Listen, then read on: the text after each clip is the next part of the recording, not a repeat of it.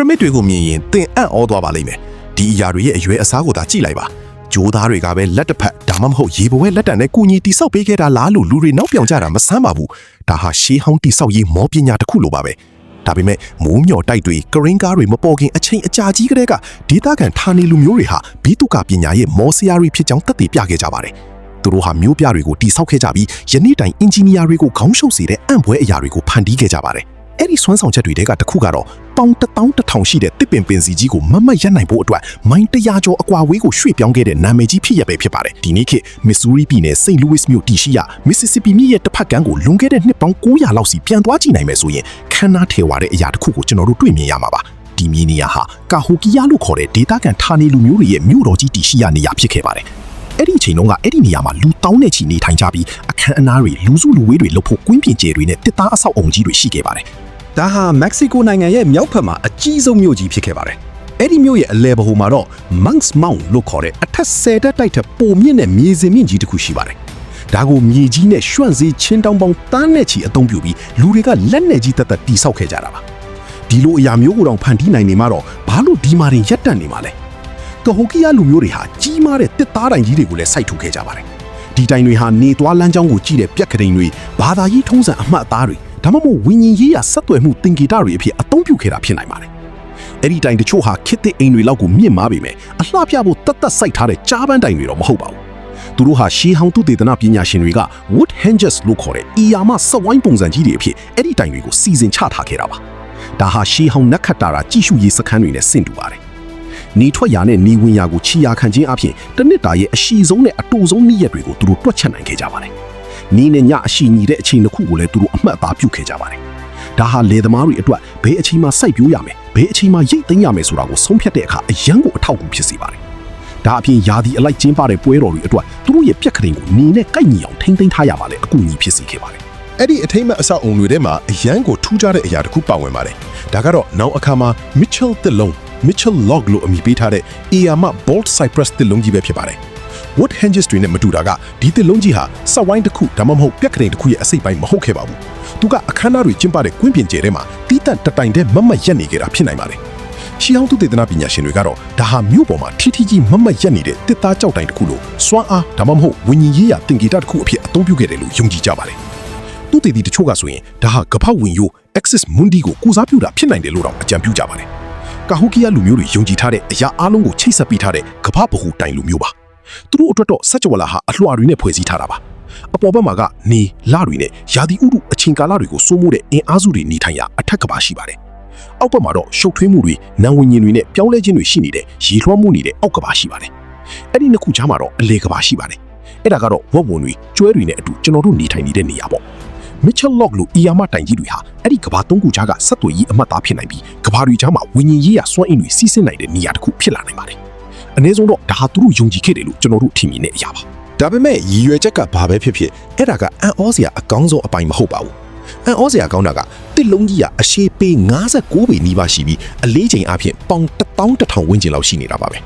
အဲ့ဒါဟာ Ford F-150s ဒါမှမဟုတ် Chevrolet Silverado 1500s လိုမျိုးအရွယ်အစားပြည့်ပစ်ကပ်ကားကြီး2စီးစာအလေးချိန်လောက်ရှိပါတယ်ပိုပြီးအံ့ဩစရာကောင်းတာကအဲ့ဒီလိုတစ်ပင်မျိုးဟာကဟိုကီယာအနီးတစ်ဝိုက်မှာမပေါက်ရောက်တာပါပဲသိပ္ပံပညာရှင်တွေတွေ့ရှိခဲ့တာကဒီတစ်လုံးဟာတောင်ဘက်မိုင်130ကျော်အကွာဝေးကနေဘိန်းဒီကရိန်းဒီအင်ဂျင်နီအသုံးမပြုဘဲတည်ဆောင်လာခဲ့တာဖြစ်ပါတယ်ဒါဆိုသူတို့ဒါကိုဘယ်လိုများလုပ်နိုင်ခဲ့ကြတာလဲဒီလိုဖြစ်နိုင်ဖို့ဆိုတာကိုနားလည်ဖို့အတွက်ကဟိုကီယာလူမျိုးတွေစီမှာတကယ်တမ်းဘယ်လိုကိရိယာတွေနဲ့အသိပညာတွေရှိခဲ့တယ်လဲဆိုတာကိုကျွန်တော်တို့ကြည့်ရပါမယ်သူတို့စီမှာလှဲတွေတတုကိရိယာတွေဒါမှမဟုတ်လီလန်တဲ့ဝန်တွေကိုဆွဲဖို့မြင်းတွေနွားတွေလိုတရိတ်ဆန်တွေမရှိခဲ့ဘူးဆိုတာကျွန်တော်တို့သိပါတယ်အဲ့ဒီအရာတွေဟာမြောက်အမေရိကတိုင်းမှာမရှိသေးပါဘူးလူအင်အားစုပေါင်းပြီးဆွဲမယ်ဆိုရင်တော့မှဒါဟာပစ်ကပ်ကား2စီးစာအလေးချိန်ရှိနေတော့မှာပဲ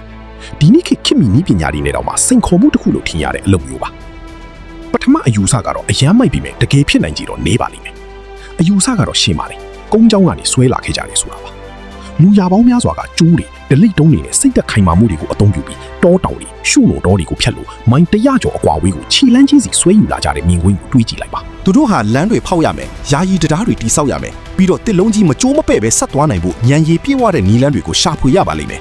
မဖြစ်နိုင်ဘူးလို့ထင်ရပေမဲ့ပီရမစ်ကြီးကိုတိဆောက်ဖို့ကြောက်တုံး2တန်းခွဲကိုထပ်တင်တာကလည်းမဖြစ်နိုင်ဘူးလို့ထင်ရတာပါပဲဒါပေမဲ့ဘယ်လိုနည်းနဲ့ပဲဖြစ်ဖြစ်လူသားတွေကအဲ့ဒါကိုလုံနိုင်ခဲ့ကြပါတယ်ဒ ဒုတိယအယူဆကတော့ပိုပြီးလက်တွေ့ကြပြီးဘောင်အပြင်ကနေတွေးဖို့နည်းနည်းလိုအပ်ပါတယ်သူတို့ဟာမြစ်ထဲကနေရေချောင်းနဲ့မျောချလာခဲ့ကြတယ်ဆိုတာပါပဲမစ်စစ်စီပီမြစ်ချောင်းစနစ်ကြီးဟာအင်မတန်ကြီးမားကျယ်ပြန့်ပြီးတောင်ဘက်ကထင်းရှူးသောစိတ်မြေတွေကနေကဟိုကီယာမြို့အဝင်ဝအထိဆက်သွယ်ထားတဲ့မြစ်ချောင်းတွေကွန်ရက်တစ်ခုရှိပါတယ်ကဟိုကီယာလူမျိုးတွေဟာဒီလမ်းကြောင်းတွေကိုကုံတွယ်ရေးအတွက်အသုံးပြုနေပြီးဖြစ်နိုင်တဲ့အတွက်တစ်ပင်တစ်ပင်ကိုရေချောင်းကနေရွှေ့ပြောင်းတာဟာမဖြစ်နိုင်တဲ့ကိစ္စတော့မဟုတ်ပါဘူးသူတို့ဟာမစ်စစ်စီပီမြစ်ရဲ့ရေချိုအိုင်တွေနဲ့ရေစံချောင်းတွေကနေတဆင့်ထင်းရှူးပင်ကိုမျောချတာဒါမှမဟုတ်ဖောင်ဖွဲ့ပြီးတည်လာတာဖြစ်နိုင်ပါတယ်ပိုသိငယ်တဲ့တစ်လုံးတချို့ကိုအခေါင်းဖောက်ပြီးဖောင်လုပ်တာပဲဖြစ်ဖြစ်ရေပေါ်ပေါ်နိုင်ဖို့ကျူပင်စည်းတွေကိုအသုံးပြုတာပဲဖြစ်ဖြစ်လုပ်ပြီးတစ်လုံးကြီးကိုရေပေါ်ပေါ်စီလျက်တိုင်တွေကျိုးတွေနဲ့ရေစုံအတိုင်းထိန်းချောင်းလာနိုင်ပါတယ်ဒီကိစ္စရဲ့ထောက်ပံ့ပို့ဆောင်ရေးလုပ်ငန်းစဉ်ကိုတွေးကြည့်လိုက်ပါတစ်လုံးရေပေါ်ပေါ်သွားတာနဲ့ရေကသူ့ရဲ့အလီးချိန်အားလုံးနှီးပါးကိုတည်ဆောင်ပေးထားတဲ့အတွက်ဒါဟာထိရောက်ပြီးချောမွေ့ပါတယ်လမ်းတစ်လျှောက်လုံးမတင်ဖို့ကြိုးစားမဲ့အစားလူနဲနဲနဲ့တစ်လုံးကိုအကွေ့တွေမှာတိုင်နေကျိုးတွေတုံးပြီးလမ်းကြောင်းတက်အောင်ထိန်းပေးရုံပါပဲဒါပေမဲ့လည်းမယုံနိုင်လောက်အောင်များပြားတဲ့အစီအစဉ်ဆွဲမှုနဲ့တိကျမှုတွေတော့လိုအပ်ပါလေဦးမယ်အနည်းဆုံးတော့မစ်စစ်စီပီမြစ်ကငြိမ်သက်နေတဲ့မြစ်တော့မဟုတ်ပါဘူးသူ့မှာနေရာရွှေ့ပြောင်းနေတဲ့တဲတောင်ခုံတွေရေအောက်ကတင်းငုတ်တူတွေနဲ့ပြင်းထန်တဲ့ရေစည်းကြောင်းတွေရှိပါတယ်ရာသီဥတုအချိန်ခါရွေးတာမှားခဲ့ရင်ဒါမှမဟုတ်ကမ်းပါးနဲ့တိုက်ပြီးညှက်သွားခဲ့ရင်တစ်လုံးကြီးတစ်ခုလုံးဆုံးရှုံးသွားနိုင်ပါတယ်နေပါဦးသိပ္ပံပညာရှင်တွေကဒီတစ်လုံးဘလောက်အကွာဝေးကနေရောက်လာတယ်လဲဘယ်အချိန်ကခုတ်ခဲ့တယ်လဲဆိုတာကိုဘယ်လိုသိနိုင်တာလဲမှတ်ထားနော်သူတို့ကဒါကိုလွန်ခဲ့တဲ့နှစ်ပေါင်းများစွာကလေးကတည်လာခဲ့တာလို့ဆိုထားတာပါဒီအပိုင်းကအယူအဆတစ်ခုမဟုတ်ပါဘူးသိပ္ပံကြီးကသက်သေပြထားတာပါသူတည်တွေက strontium isotope analysis လို့ခေါ်တဲ့စမ်းသပ်မှုနဲ့စတင်ခဲ့ပါတယ် strontium ဟာကြောက်တုံးနေနဲ့မြေကြီးထဲမှာတွေ့ရတဲ့သဘာဝဓာတ်စဉ်တစ်ခုဖြစ်ပြီးဒေတာတစ်ခုစီမှာသူတို့နဲ့သက်ဆိုင်တဲ့တီးသန့်ပါဝင်မှုအချိုးအစားရှိပါတယ်တစ်ပင်တွေဟာကြီးထွားလာတာနဲ့အမျှအဲ့ဒါကိုစုပ်ယူပြီးအဲ့ဒီဓာတုဗေဒဆိုင်ရာအမှတ်အသားကိုသူတို့ရဲ့တစ်သားထဲမှာသိမ်းဆည်းထားပါတယ်မစ်ချယ်လော့ထဲက strontium နဲ့အဲ့ဒီဒေတာတစ်ဝိုက်ကခေတ်သစ်နမူနာတွေကိုနှိုင်းယှဉ်ခြင်းအပြင်ဒီတစ်လုံးဟာကာဟိုကီယာရဲ့တောင်ဘက်မိုင်130ကျော်အကွာဝေးလက်ရှိတောင်ပိုင်းအီလီနွိုင်းဒါမှမဟုတ်မြောက်ပိုင်းအာကင်ဆောအနီးဝန်းကျင်လောက်ကနေလာတယ်ဆိုတာကိုအဖွဲ့ကတွက်ချက်နိုင်ခဲ့ပါတယ်တစ်ပင်ကိုဘယ်ချိန်ကခုတ်လဲခဲ့တယ်လဲဆိုတာကိုလည်းသူတို့တွက်ချက်နိုင်ခဲ့ပါတယ်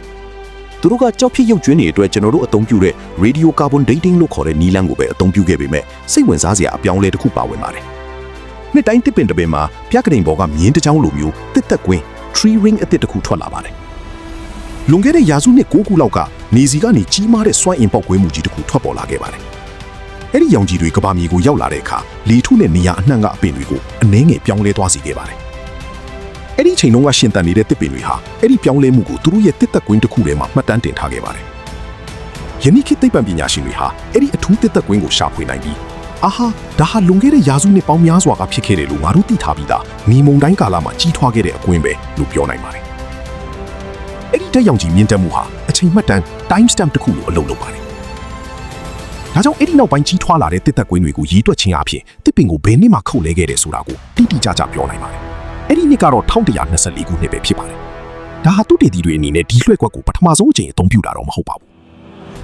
ကမ္ဘာတစ်ဝန်းလုံးကတစ်ပင်တွေမှာအဲ့ဒီလိုမျိုးအာကာသရောင်ကြီးအချိန်မှတ်တမ်း cosmic ray time stamp အမျိုးအစားတူကိုတွေ့ရှိခဲ့ကြပါတယ်ဂျပန်နိုင်ငံမှာဆိုရင်ခရစ်နှစ်984ခုနှစ်ကနေမုန်တိုင်းကိုမှတ်တမ်းတင်ထားခဲ့တဲ့ရှေးဟောင်းတစ်ကတိုးပင်တပင်ရဲ့တက်တန်းကိုတွက်ချက်ဖို့အကူအညီဖြစ်စေခဲ့ပါတယ်။အနောက်မြောက်ယူရောပမှာတော့ Viking သင်္ဘောတွေဘယ်အချိန်ကတိစောက်ခဲ့တယ်လဲဆိုတာကိုဆုံးဖြတ်ဖို့အသုံးပြုခဲ့ကြပါတယ်။ Newfoundland ဘက်မှာဆိုရင်တော့တစ်သားထဲမှာတွေ့ရတဲ့အာကာသရောင်ကြီးအမှတ်အသားကိုတိုက်ဆိုင်စစ်ဆေးခြင်းအပြင် Viking တွေဟာ1021ခုနှစ်ဝန်းကျင်ကမြောက်အမေရိကကိုတကယ်ရောက်ရှိခဲ့တယ်ဆိုတာကိုသူတည်တည်တွေတက်တည်ပြနိုင်ဖို့ကူညီပေးခဲ့ပါတယ်။